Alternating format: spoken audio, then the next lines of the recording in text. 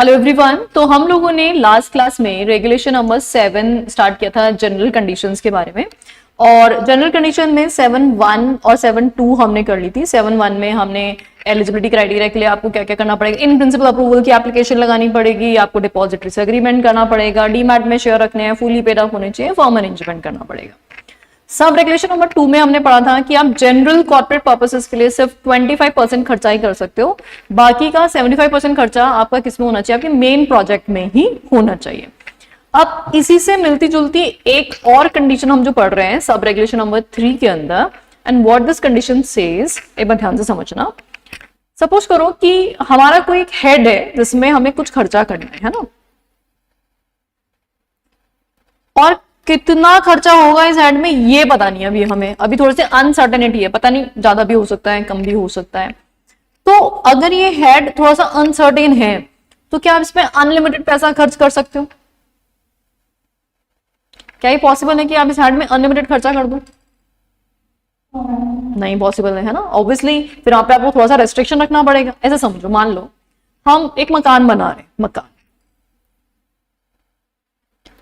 अच्छा मकान बना रहे हो, लैंड हमारे पास ऑलरेडी है लेट्स से, उस पर हमें कंस्ट्रक्शन कराना है, कंस्ट्रक्शन के बाद हमें इंटीरियर्स कराना है। अच्छा, जो कंस्ट्रक्शन का खर्चा है वो तो फिक्स ही होता है, आपको पता है, जो भी आर्किटेक्ट्स वगैरह होते हैं वो आसानी से कैलकुलेट कर सकते हैं कि इतना स्क्वायर फीट कंस्ट्रक्शन में इतना खर्चा आता है ना, तो उसमें तो कोई एज सच कंफ्यूजन नहीं है ना। मान लेते हैं कि हमारे आर्किटेक्ट ने पहले से हमें बता दिया कि जितनी बढ़िया बिल्डिंग बनाने जा रहे हो इसमें कंस्ट्रक्शन कॉस्ट आएगी 3 करोड़ की, ठीक है। तो 3 करोड़ का तो हमारा कंस्ट्रक्शन का बजट हो गया। अब मान लो मेरे पास टोटल पैसे जो हैं वो है 5 करोड़। इस 5 करोड़ में से 3 करोड़ का खर्चा तो मेरा किसका आने वाला है, कंस्ट्रक्शन का ही आने वाला है। फिर उसके बाद उसमें इंटीरियर्स वगैरह मुझे कराना है।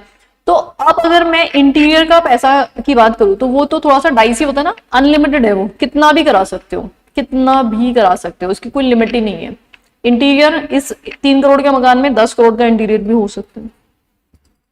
इसी 3 करोड़ के कंस्ट्रक्शन वाले केस में आपका 10 लाख का इंटीरियर भी हो सकता है। It totally depends on the persons perception और उसके पास कितना बजट है, उसके हिसाब से आप खर्चा कर सकते हो। लेकिन अभी तक आपने डिसाइड नहीं किया कि कितने का इंटीरियर कराओगे, तो आप इसमें अनलिमिटेड खर्चा नहीं कर सकते, आपको कुछ लिमिट तो रखनी ही पड़ेगी। से मान लो मेरे पास टोटल 5 करोड़ है, तो मैंने सपोज ये डिसाइड किया कि 20% से ज्यादा इंटीरियर पे नहीं होना चाहिए। तो 5 करोड़ का 20% कितना हो गया, 1 CR। तो मैक्स टू मैक्स कितना, 1 CR ही मैं इंटीरियर पे खर्च करूंगी। अब ये थोड़ा ना कि 5 करोड़ टोटल पैसे हैं जिसमें से मैंने 4 करोड़ तो इंटीरियर पे खर्च कर दिए, फिर 1 करोड़ ही बचा, मेरा कंस्ट्रक्शन ही पूरा नहीं हो पा रहा है, तो ऑब्वियसली आप ऐसा नहीं करोगे। तो लॉजिकल बात क्या है कि जब आपने किसी हेड पे कोई खर्चा अभी तक डिसाइड नहीं किया कि कितना करोगे, बस हेड डिसाइड कर लिया, हमारा एक प्रोजेक्ट है, इस प्रोजेक्ट में हमारी प्लांट एंड मशीनरी कितनी आएगी ये हमने डिसाइड कर लिया, उसके अलावा अदर फिक्स्ड कॉस्ट कितनी आने वाली है वो हमने डिसाइड कर लिया। मान लो एक हेड है रिसर्च एंड डेवलपमेंट, इसमें हेड तो डिसाइड हो गया कि हाँ इस पे भी खर्चा होगा, लेकिन कितना होगा ये अभी तक डिसाइड नहीं है। तो ऐसा कोई भी एक्सपेंस जो होगा तो सही, लेकिन उस पर कितना खर्चा होगा it is not yet decided. तो इन दिस सिचुएशन अब ये सेबी रेगुलेशन हमें क्या करता है, बाउंड करता है, रेस्ट्रिक्ट करता है। क्या रेस्ट्रिक्ट करता है कि ऐसे जो भी हेड है उन पे आप मैक्सिमम 25% का ही खर्चा कर सकते हो। 25% किसका, ऑफ पब्लिक इशू, जो भी आप पब्लिक ऑफर लेके आ रहे हो, फंड रेजिंग जो आपने किया है उसका मैक्सिमम 25% खर्चा ही आप इस तरह की एक्टिविटीज पे कर सकते हो जिन पे आपने अभी तक बजट एलोकेट नहीं किया है ना। अच्छा, कल भी हमने एक कंडीशन पढ़ी थी जनरल कॉर्पोरेट पर्पसेस की, तो जनरल कॉर्पोरेट पर्पसेस पे भी 25% की लिमिट थी, और जो अदर एक्सपेंडिचर है जिन पे लिमिट डिसाइडेड नहीं है अदर वाले, उन पे भी 25% की लिमिट है। लेकिन इसका ये कतई मतलब नहीं कि 25 और 25 मिला के आप 50% करो, बिल्कुल नहीं है इसका मतलब। इन दोनों का एग्रीगेट जो है वो मैक्सिमम 35% ही हो सकता है। आप किसी भी केस में इन दोनों का हेड मिलाकर के 35% के बियॉन्ड नहीं जा सकते। अच्छा, इसका मतलब ये हुआ कि अगर मान लो मैंने जनरल कॉर्पोरेट पर्पसेस के लिए 15% का खर्चा कर दिया है ऑलरेडी, तो जो अदर वाले हैं उन पे मैं मैक्सिमम 20% ही कर पाऊंगी, इससे ज्यादा नहीं कर पाऊंगी। और अगर 25% कर दिया है तो मैक्सिमम 10% ही कर पाऊंगी।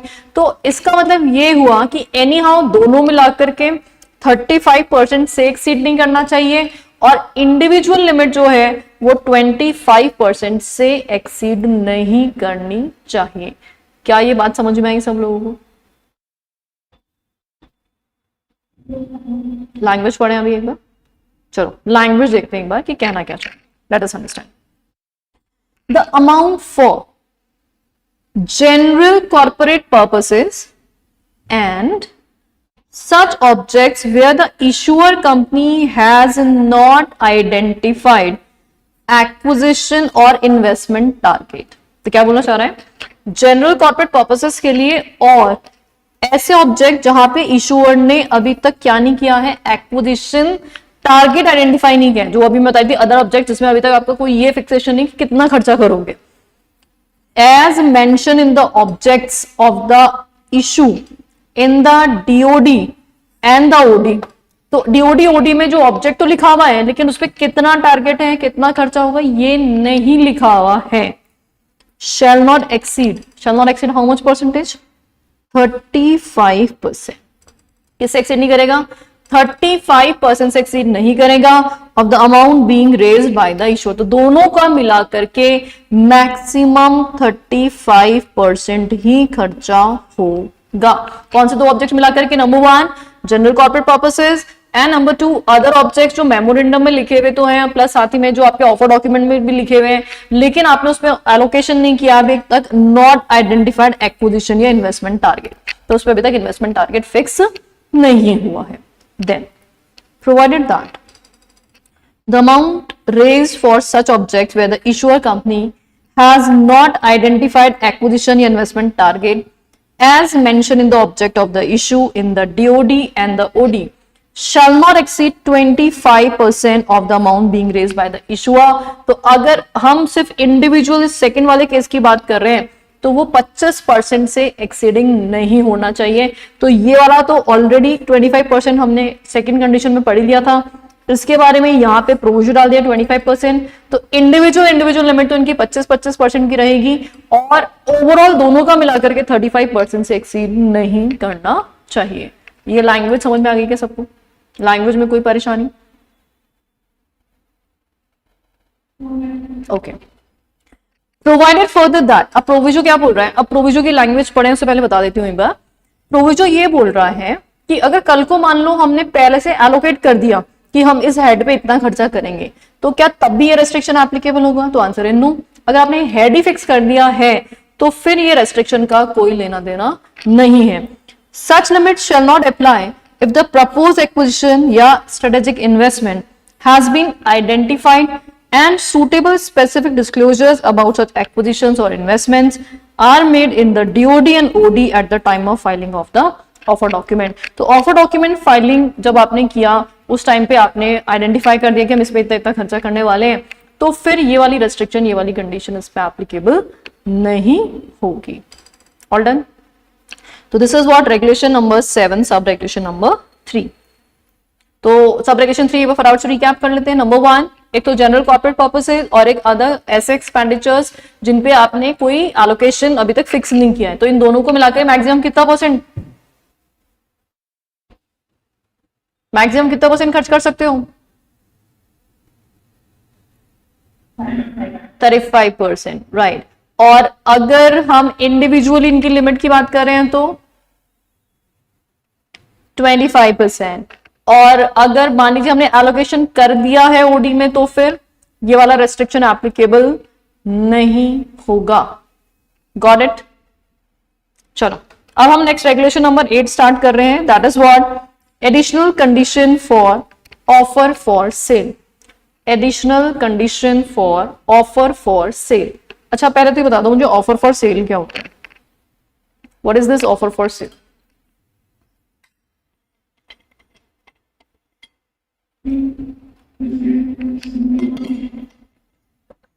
वॉइस क्लियर नहीं आई, वापस बोलो।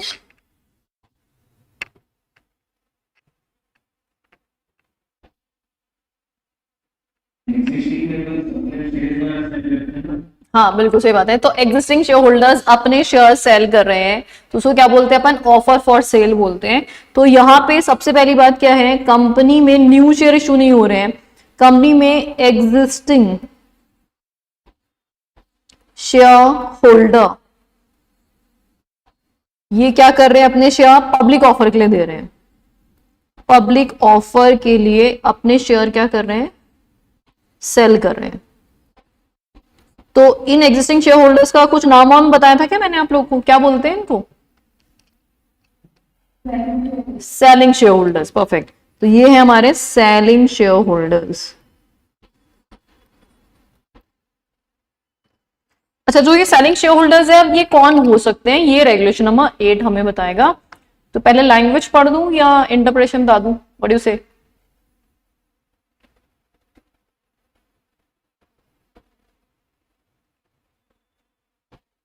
अरे सब क्लास में हूं ना।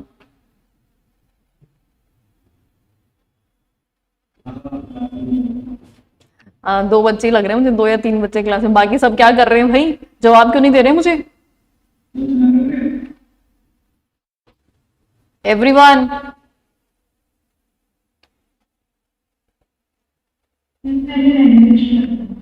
लैंग्वेज पढ़ते हैं पहले, चलो ठीक है। तो पहले लैंग्वेज देखते हैं एक बार लिखा क्या है, ताकि थोड़ा सा होश उड़े हमारे। हाँ जी, सब लोग ध्यान से सुनेंगे और जो सो रहा है वो एक बार जाग जाओ फटाफट से। और अगर अपना वीडियो ऑन कर सकते हो तो वीडियो ऑन कर दो, तो मुझे थोड़ा अच्छा लगेगा। हाँ जी, only such fully paid equity share may be offered for sale to the public which have been held by the sellers for a period of at least 1 year prior to the filing of DOD। भाई यहां तक क्या बोल दिया इसने? कुछ लोगों ने अपना कैमरा ऑन किया फिर ऑफ कर दिया वापस से। सब लोग कैमरा ऑन करके बैठ जाओ, ज्यादा अच्छा रहेगा, थोड़ा इंटरेक्टिव क्लास हो जाएगी।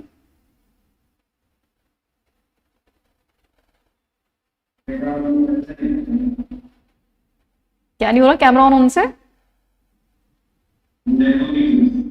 अच्छा, हाँ जी, ये फर्स्ट लाइन समझ में आया क्या? Only such fully paid up equity share may be offered for sale to the public which have been held by the sellers for a period of at least 1 year। 1 year कहां से count करना है?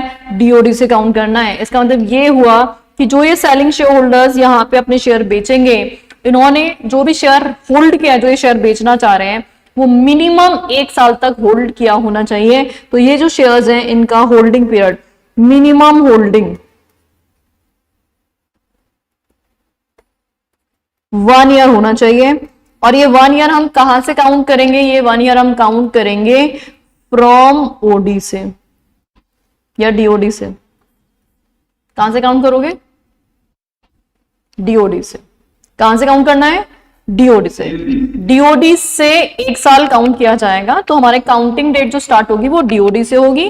तो DoD से 1 साल पहले उन्होंने कम से कम होल्ड किया होना चाहिए। एग्जाम्पल समझ लो, मान लो डीओडी की डेट जो है that is of April 20th 2026। 20 अप्रैल 2026 को डीओडी आया था और जो होल्ड किया था शेयर होल्डर ने, एक शेयर होल्डर है मिस्टर ए, उसने शेयर्स होल्ड किए हुए हैं फ्रॉम मार्च 2020 से उसने ये शेयर होल्ड किए हुए हैं।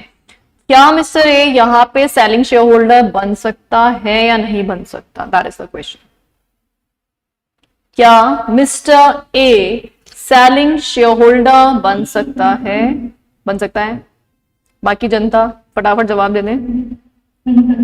बन सकता है। ओके, बन सकता है, गुड है, बिल्कुल बन सकता है, क्योंकि उसने ये शेयर कब होल्ड किए थे? मार्च 2020 में होल्ड किए थे। अभी 2026 में डीओडी आया है, तो 1 साल से ज्यादा ऑलरेडी हो ही चुका है, तो there is no problem at all. Definitely यहाँ पे वो सेलिंग शेयर होल्डर बन सकता है। चलो, पहली कंडीशन तो बहुत सिंपल होगी। आगे क्या बोल रहे हैं देखो, provided that in case equity share received, अब इक्विटी शेयर कैसे मिले थे? ऑन कन्वर्जन या एक्सचेंज, कन्वर्जन या exchange of fully paid compulsory convertible securities including DRs are being offered for sale, तो the holding period of such convertible security including DRs as well as that of the resultant equity shares together shall be considered for the purpose of calculation of 1 year period referred in this sub regulation. अब क्या बोल दिया ये? अभी किसी को समझ में आया क्या हो गया ये?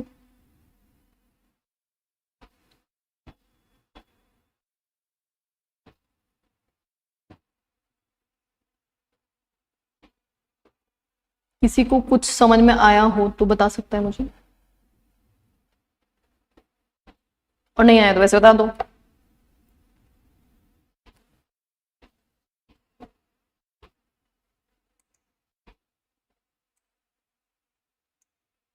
थोड़ा थोड़ा आया है, ओके, नहीं आया, चलो तो फिर एग्जाम्पल से समझ लेते हैं कहना क्या चाह रहा है ये, सुनना। इससे बोला, अच्छा क्या ये पॉसिबल है कि आपके पास पहले कन्वर्टेबल डिबेंचर्स थे और उसके बदले में अब इक्विटी शेयर्स एग्जिस्टेंस में आ गए हैं? क्या ये पॉसिबल है? Convertible debentures are being converted into equity share, हो सकता है ना ऐसा?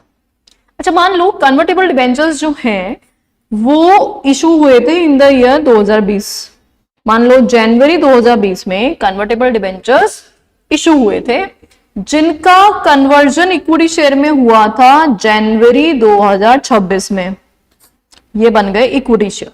जनवरी 2026 में इक्विटी शेयर बन चुके थे। अब यहां पे आ रहा है ऑफर फॉर सेल, और ऑफर फॉर सेल के लिए जो डीओडी आया था वो आया अप्रैल 2026 में। कॉन्सिक्वेंसेस समझ में आ रहे हैं क्या क्या हुआ? सबसे पहले मान लो एक होल्डर है ए, इसके पास थे convertible debentures and he purchase these debentures in the year 2020 and these debentures were converted into equity share in the month of January 2026। और अब यहाँ पे ऑफर फॉर सेल आ रहा है, डीओडी फाइल हो रहा है अप्रैल 2026 में। तो क्वेश्चन इज दिस कि क्या मिस्टर ए यहाँ पे सेलिंग शेयर होल्डर बन सकता है या नहीं बन सकता? क्या वो अपने इन इक्विटी शेयर्स को ऑफर फॉर सेल में बेच सकता है या नहीं बेच सकता? That is a question. तो आंसर है, क्या है आंसर? बेच सकता है। यस, बेच सकता है, बिल्कुल बेच सकता है, अलाउड है। क्यों अलाउड है? क्योंकि अभी अभी प्रोविजन ने ये लिखा कि अगर इक्विटी शेयर का एग्जिस्टेंस आ रहा है, कैसे आ रहा है? Bye way of conversion, bye way of conversion. तो कन्वर्जन की वजह से अगर इक्विटी शेयर का एग्जिस्टेंस में आ रहा है, या मान लीजिए कन्वर्टेबल सिक्योरिटीज की वजह से या डीआर से आपका इक्विटी शेयर बन गया है, तो जो आपकी कन्वर्टेबल सिक्योरिटीज का पीरियड था वो और आफ्टर कन्वर्जन जो पीरियड है वो दोनों पीरियड को हम काउंट करेंगे और दोनों पीरियड जो है वो देख लेंगे वो एक साल से एक्सीड हो रहा है नहीं हो रहा। वैसे अगर आप डायरेक्टली जनवरी से अप्रैल देखोगे तो इट इज जस्ट 4 मंथ्स, अप्रैल जो भी डेट है 3 मंथ्स या 4 मंथ्स जो भी आ रहा है, डेट के हिसाब से डिपेंड करेगा। तो अगर मान लो अप्रैल एंड पे आ रहा है तो 4 महीने हुए जस्ट, लेकिन एक्चुअल में जो कन्वर्टेबल सिक्योरिटी इशू हुई थी 2020 में इशू हुई थी, तो वो पीरियड भी यहां कंसिडर किया जाएगा। Am I clear? समझ में आई क्या ये बात सबको? लैंग्वेज पढ़ दूं एक बार? लैंग्वेज देखो फिर से। Provided that in case the equity share received, equity share कैसे रिसीव हुए थे? On conversion. कैसे रिसीव हुए थे? ऑन कन्वर्जन, कन्वर्जन से रिसीव हुए थे। और एक्सचेंज, या फिर वो किसके बदले में मिले थे? मतलब एक्सचेंज में मिले थे। एक्सचेंज किसके? एक्सचेंज में डीआरवीआर के एक्सचेंज में। Of fully paid compulsory convertible security, तो कंपल्सरी कन्वर्टेबल सिक्योरिटीज का तो कन्वर्जन हुआ होगा और डीआरस वीआरस का एक्सचेंज हुआ होगा। अगर ऐसे equity share are being offered for sale, तो अगर ऐसे इक्विटी शेयर ऑफर के लिए दिए जा रहे हैं जो एग्जिस्टेंस में आए थे बाय वे ऑफ कन्वर्जन या बाय वे ऑफ एक्सचेंज, तो क्या बोलना चाह रहा है? Holding period of such convertible security, holding period of such convertible security including DR as well as that of the resultant equity share together. तो क्या बोल रहा है, कौन सा पीरियड, जो कन्वर्टेबल सिक्योरिटी का पीरियड था वो, प्लस आफ्टर कन्वर्जन जो आपका पीरियड है इक्विटी शेयर का, वो दोनों पीरियड को आप काउंट करेंगे और दोनों पीरियड मिला करके 1 साल हो जाना चाहिए। अब लैंग्वेज क्लियर है? चलो एक बार इसकी समरी कर लेते हैं हम। अब इसमें क्या बोल रहा है कि जो शेयर्स हैं, ये वाले शेयर्स हैं, if came into existence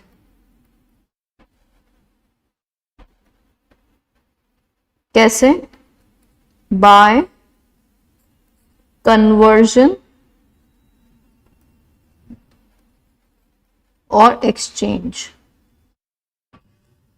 conversion किसका हो रहा है, कन्वर्जन हो रहा है कन्वर्टेबल सिक्योरिटीज का, और एक्सचेंज हो रहा है किसका, डीआरस का। तो फिर हमें क्या करने के लिए बोल रहा है ये, अगर ऐसा कुछ हो रहा है तो इनका पीरियड जो भी है, कन्वर्टेबल सिक्योरिटी और डीआर का जो भी पीरियड है, इनका holding period plus after conversion equity share का होल्डिंग पीरियड, ये दोनों मिला करके मिनिमम 1 साल हो जाना चाहिए। दोनों मिला करके मिनिमम 1 साल हो जाना चाहिए। क्या ये बात समझ में आ गई अभी सबको? ठीक है। अब एक और क्वेश्चन अराइज होता है यहाँ पे कि भाई कन्वर्जन कब तक हो जाना चाहिए। तो ये जो कन्वर्टेबल सिक्योरिटीज और ये जो एक्सचेंज है कन्वर्जन, ये काम हो जाना चाहिए बिफोर ओडी। ओडी से पहले कन्वर्जन हो जाना चाहिए। तो कन्वर्जन या एक्सचेंज जो भी कुछ काम है वो ओडी से पहले हो जाना चाहिए। एक बार वापस से क्वेश्चन पूछ रही हूँ, आप लोग बताना कि क्या ये पॉसिबल है या नहीं है। लेट्स से एक पर्सन है ए, उनके पास है कन्वर्टेबल डिबेंचर्स, और ये कन्वर्टेबल डिबेंचर्स उनको इशू हुए थे 2020 में, लेट्स से जनवरी 2020 में, और इनका जो कन्वर्जन अभी हुआ नहीं है, डीओडी हमारा जो है वो आ गया था अप्रैल 2026 में डीओडी फाइल हुआ था, अभी तक कन्वर्जन हुआ नहीं है। ओडी हमारा फाइल हो रहा है से जून 2026 में। तो ये जो कन्वर्टेबल डिबेंचर्स हैं इनका कन्वर्जन हुआ, कन्वर्जन मई 2026 में। तो क्वेश्चन ये है कि क्या ये mister A selling share holder बनने लायक है या नहीं है, दैट इज द क्वेश्चन। क्या मिस्टर ए यहाँ पे सेलिंग शेयर होल्डर बन सकता है कि नहीं बन सकता, व्हाट डू यू थिंक?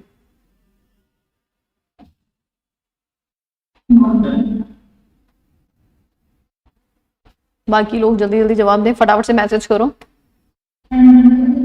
बन सकता है, ओके, बन सकता है, ओके, ठीक है। तो सबके हिसाब से बन सकता है, बिल्कुल बन सकता है, एकदम करेक्ट आंसर है। क्यों बन सकता है? पहली बात तो हम डीओडी से पीरियड काउंट कर लेते हैं। अप्रैल 2026 में आ रहा है डीओडी, और ये कन्वर्टेबल सिक्योरिटीज, तो इसका अकेले का पीरियड ही 1 साल से ज्यादा हो चुका है, तो 1 ईयर की कंडीशन तो फुलफिल हो रही है। दूसरी कंडीशन ये थी कि उसका कन्वर्जन ओडी से पहले हो जाना चाहिए। तो डेफिनेटली यहाँ पे ओडी से पहले ही कन्वर्जन हो रहा है, मई 2026 में कन्वर्जन हो रहा है। भूमिका क्वेश्चन एक बार वापस सुन लो। क्वेश्चन ये था कि जनवरी 2020 के अंदर कन्वर्टेबल डिबेंचर्स इशू किए गए थे, और डीओडी आ गया था अप्रैल 26 में, ओडी आ गया था जून 26 में, और जो कन्वर्जन हुआ है वो मई 26 में हुआ है।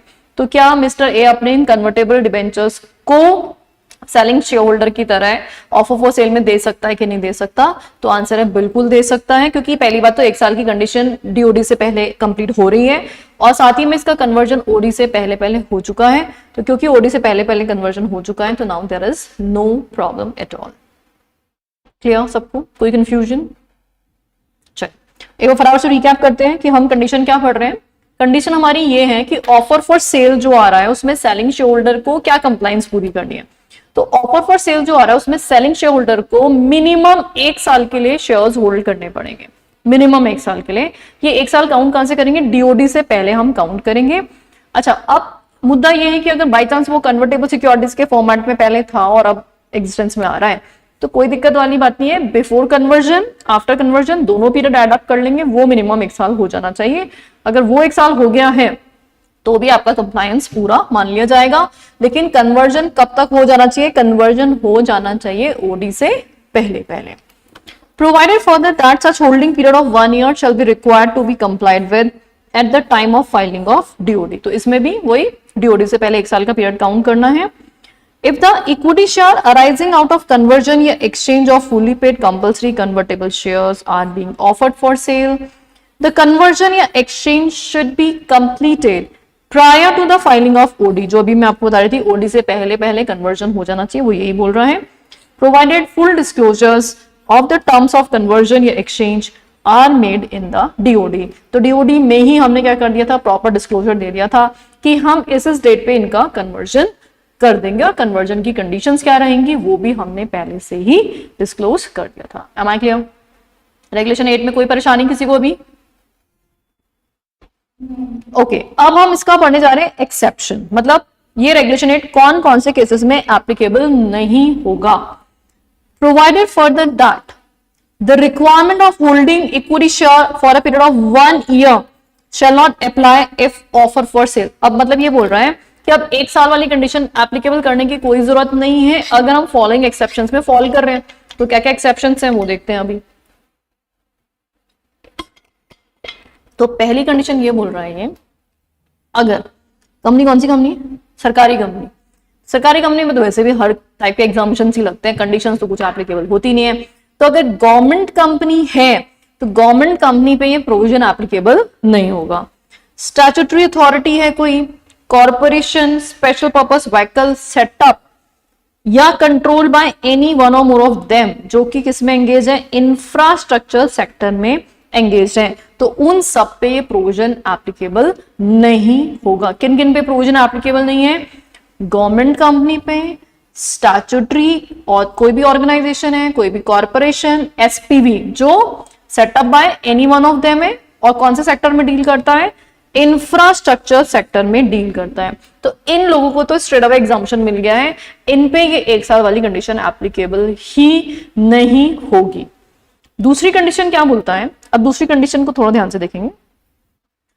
Second condition says if the equity shares or equity shares arising out of conversion of fully paid up compulsory convertible security are offered for sale where such equity shares of fully paid compulsory convertible securities were acquired pursuant to any scheme approved by high court या approved by tribunal या central government under section 230 to 234 of Companies Act as applicable in lieu of business and invested capital which had been in existence for a period of more than 1 year prior to the approval of such scheme। देखो merger amalgamation की बात हो रही है।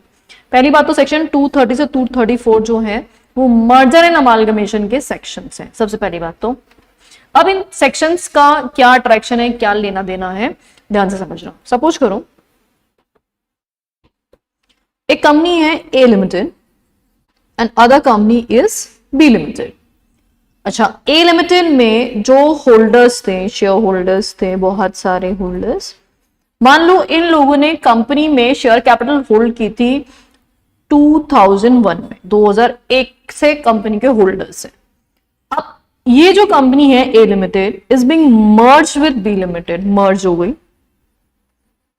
तो मर्ज with B limited है तो understood सी बात है, बी लिमिटेड क्या करेगा, इसको कंसिडरेशन देगा। तो बी लिमिटेड ने इन होल्डर्स को क्या दिया, शेयर्स दिए, शेयर्स ऑफ बी लिमिटेड। ये शेयर्स इनको मिले, मान लेते हैं अप्रैल 2026 में शेयर्स मिले, कन्वर्टेबल सिक्योरिटी मिली, जो भी कुछ मिला वो कब मिला इनको, अप्रैल 2026 में ये सब कुछ इनको रिसीव हुआ। अब यहाँ पे जो बी लिमिटेड है ये ला रही है ऑफर फॉर सेल, और ऑफर फॉर सेल के लिए जो डीओडी फाइल हुआ वो फाइल हुआ लेट्स से मई 2026 में, मई 2026 में। तो अप्रैल 26 और मई 26 देखा जाए तो 1 महीने का गैप है, बट यहाँ पे क्या ये एलिजिबल होंगे, ये जो होल्डर्स थे जिन्होंने अभी जस्ट 1 महीने पहले ही अपने शेयर्स एक्वायर किए, तो are they eligible to be selling share holders और नॉट? है एलिजिबल? बाकी जनता क्या बोल रही है, एलिजिबल है कि नहीं है?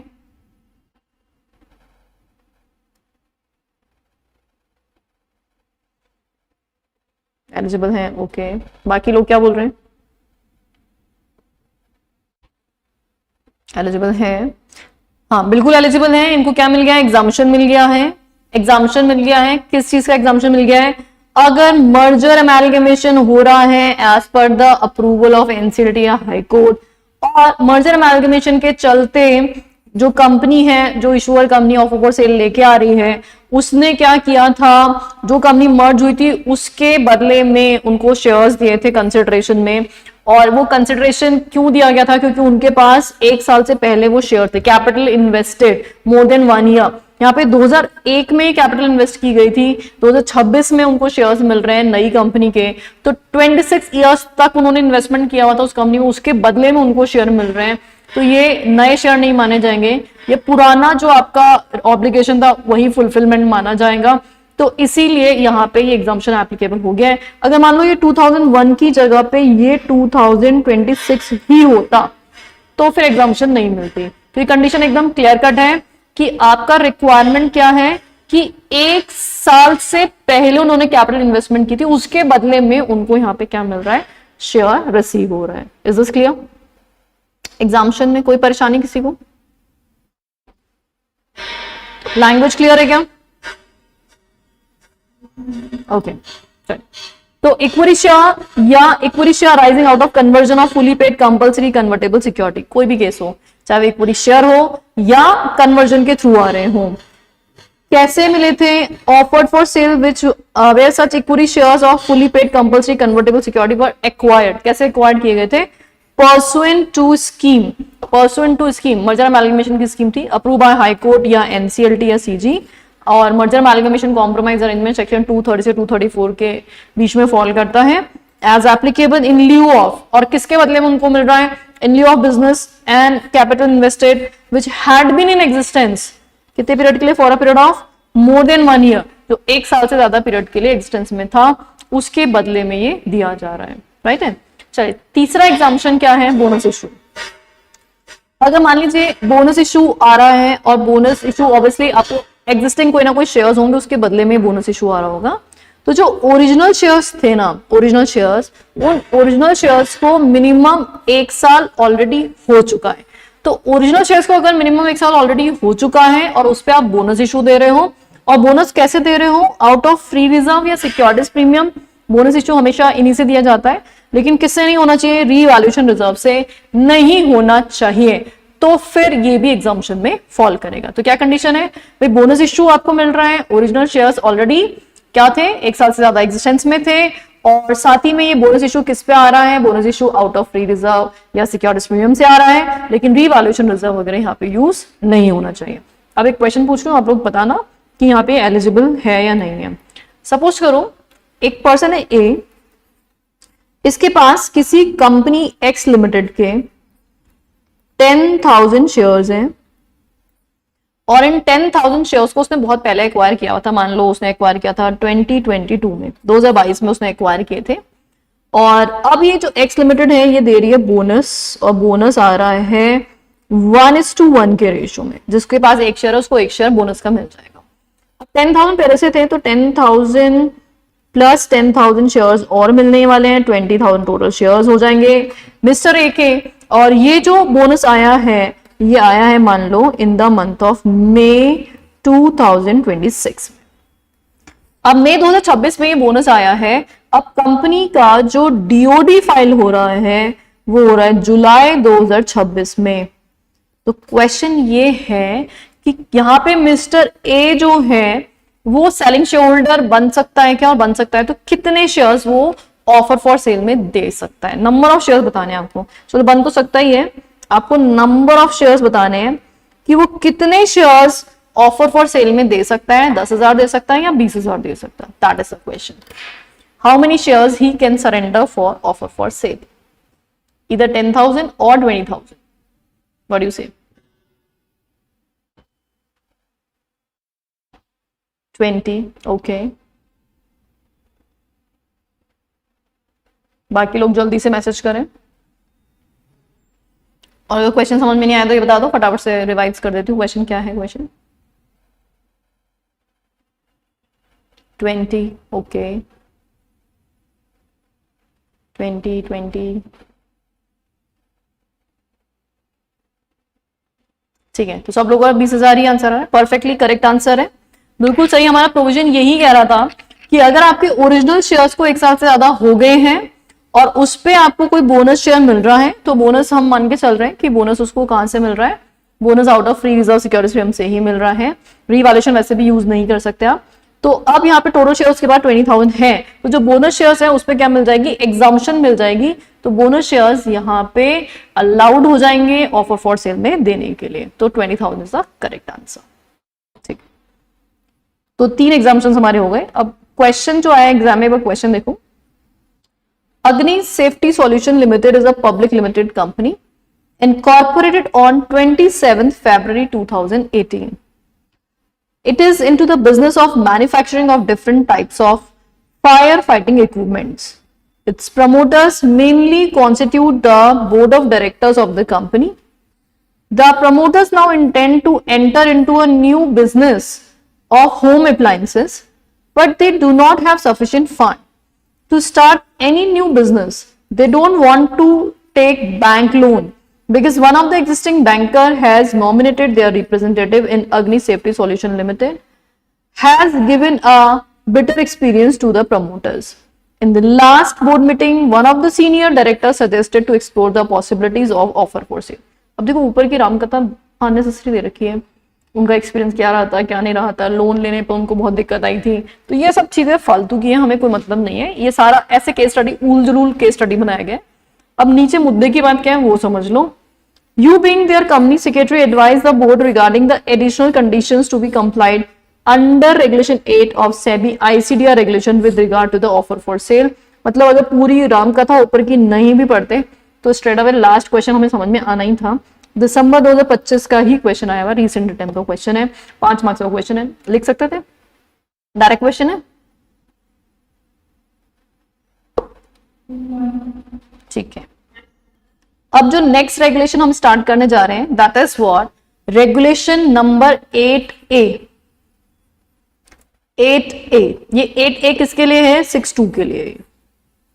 6.2 मतलब अगर आप ऑल्टरनेटिव रूट से ऑफर फॉर सेल ला रहे हैं तो उस केस में आपको 8A फॉलो करना पड़ेगा. किसके थ्रू आ रहे हैं आप, ऑल्टरनेटिव रूट के थ्रू आप आ रहे हैं, 6.2 के थ्रू आप आ रहे हैं और वहां पे आप ऑफर फॉर सेल लेके आना चाह रहे हैं, तो फिर उस केस में आपको 8A की कंडीशंस फॉलो करनी पड़ेगी.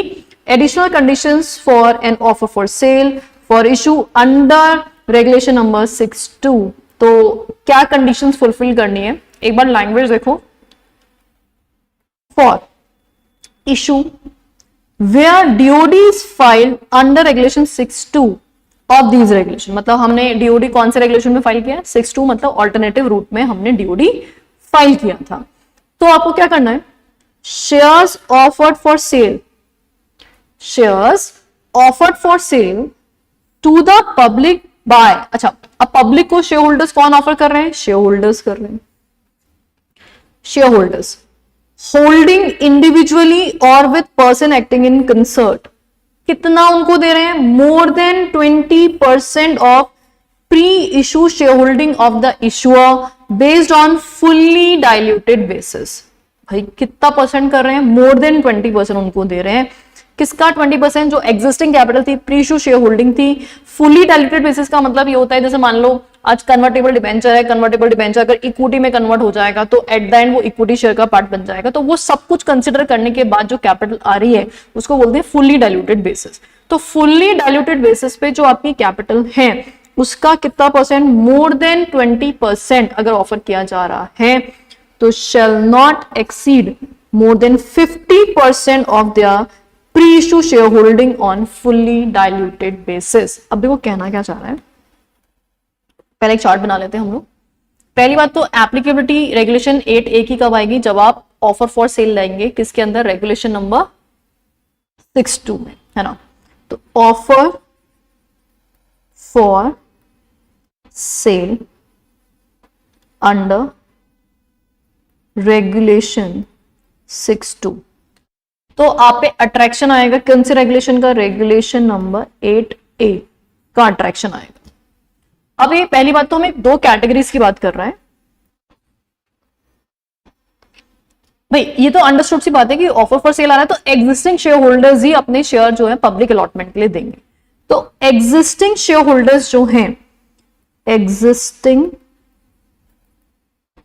शेयर होल्डर्स जो हैं वो कितने शेयर होल्ड करते हैं, उनका होल्डिंग कंपनी में कितना है, उनका individually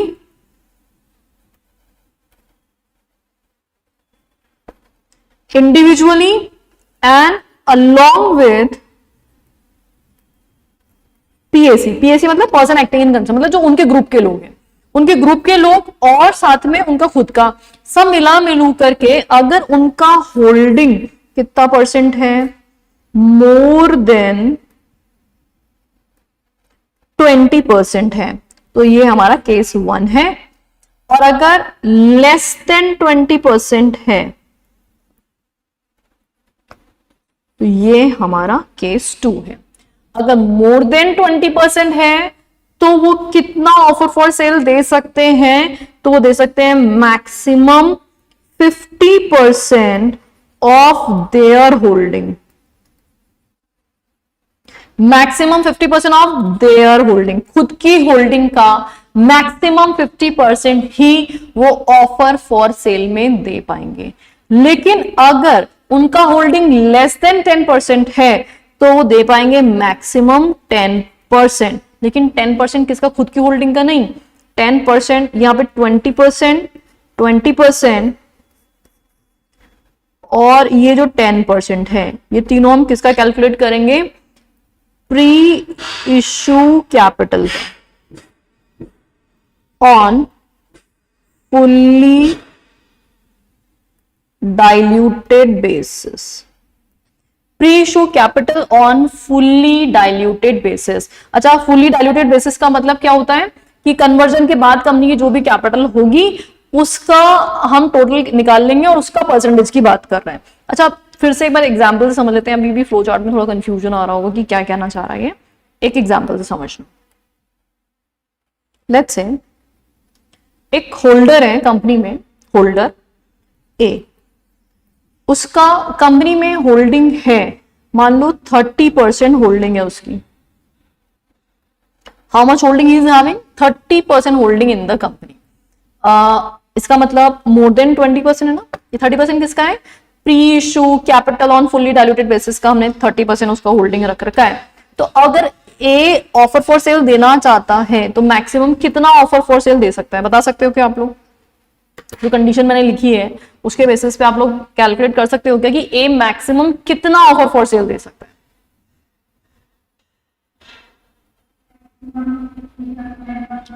maximum 50% of there holding. अब इसका होल्डिंग कितना है, 30%, तो 30% का 50% कितना होता है, 15%।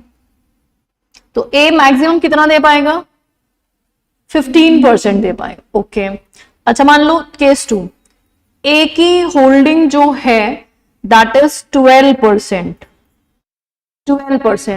तो अब वो कितना मैक्सिमम ऑफर फॉर सेल में दे पाएगा,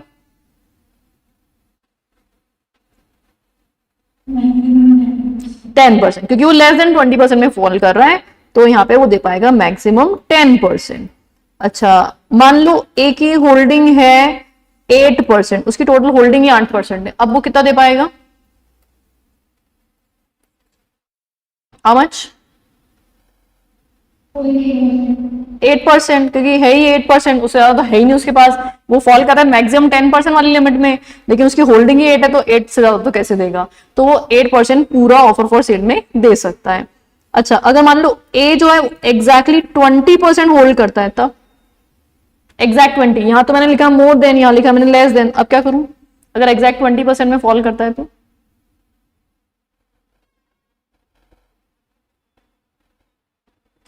तो अब आप किसी से भी कैलकुलेट करो, आंसर सेम आएगा 10%।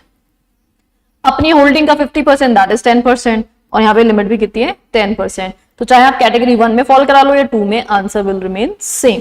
तो अगर एग्जैक्टली वो 20% ही होल्ड करता है तो 50% निकाल लो, 10% इतना वो ऑफर फॉर सेल में दे पाएगा। क्या ये पॉइंट समझ में आया आप लोगों को?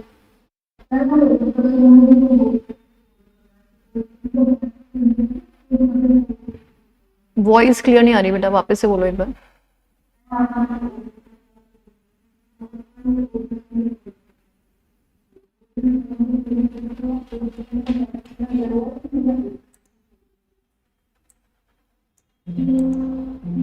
आप ये बोलो कि उसने कितना होल्ड के रखा है, 1%।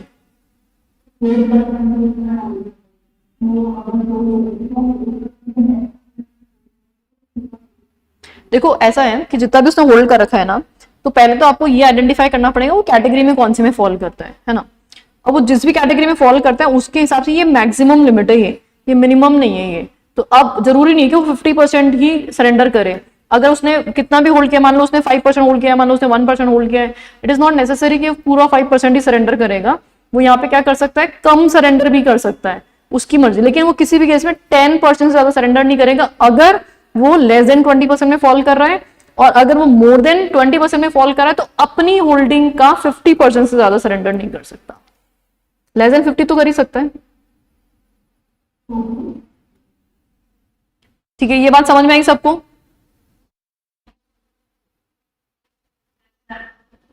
ओके, अब मैं लैंग्वेज पढ़ रही हूं वापस से। ये नोटिंग कर लिया क्या आप लोगों ने?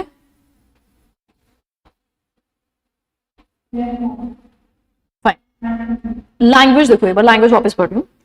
Shares offered for sale to the public share holders holding, कौन से पब्लिक शेयर होल्डर्स? जिन्होंने कितना होल्ड कर रखा है, होल्डिंग इंडिविजुअली या along with PSC more than 20%। अगर मोर देन 20% उन्होंने होल्ड किया हुआ है, किसका 20%?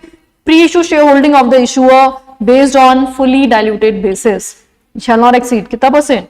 50% of their pre issue share holding on fully diluted basis. तो उनकी जो होल्डिंग है उसके 50% से ज्यादा वो यहाँ पे ऑफर फॉर सेल में शेयर नहीं दे सकते। This is the maximum limit. And shares offered for sale to the public share holders holding individually और PSC in concern less than 20%। तो जिन्होंने 20% से लेस होल्ड किया हुआ है, लेस देन 20% अगर होल्ड किया हुआ है तो वो कितना यहाँ पे जो सरेंडर कर सकते हैं, not exceeding 10% of the pre issue share holding of the issuer. तो इशूअर की कैपिटल के मैक्सिमम कितना परसेंट? 10% तक ही वो अपने शेयर सरेंडर कर पाएंगे। तो ये ए एंड बी क्लियर है। जो सी वाली कंडीशन है वो हम बाद में पढ़ेंगे क्योंकि वो रेगुलेशन 17 से रिलेट करती है। तो जब तक हमें 17 नहीं पता हो तो हम ये कंडीशन अभी कर नहीं पाएंगे।